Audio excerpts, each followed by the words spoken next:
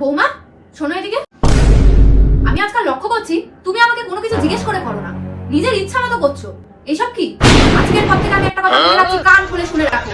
যা করবে যেটা করবে আমাকে জিজ্ঞেস করে করবে, না হলে কিন্তু আমি আমার ছেলেকে বলে স্টেপ নেবো। এটা তুমি তোমার বাবার বাড়ি পাওনি। যখনই যেটা করবে আমাকে জিজ্ঞেস করবে, তারপর করবে, মনে থাকবে? আচ্ছা ঠিক আছে মা। A few moments later. মা বলছি চা বানিয়ে দেবো? হ্যাঁ বানিয়ে নিয়ে আসো। মা বলছি চা পাতাটা দিয়ে দেবো? হ্যাঁ দিয়ে দাও। মা চায়ের মধ্যে কি চিনি দিয়ে দেবো? হ্যাঁ দিয়ে দাও। মা চায়ের মধ্যে কি আদাটা দিয়ে দেবো? হ্যাঁ দাও।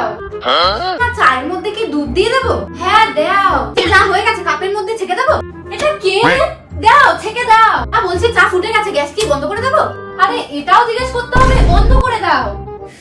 মা ও মা, হ্যাঁ কি হয়েছে কি হয়েছে? প্রচুর হাগা পেয়েছে, একটু হেগে আসবো?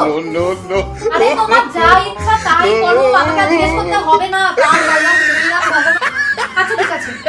মা হাগা হয়ে গেছে, ফ্ল্যাশ করে দেবো? কি করে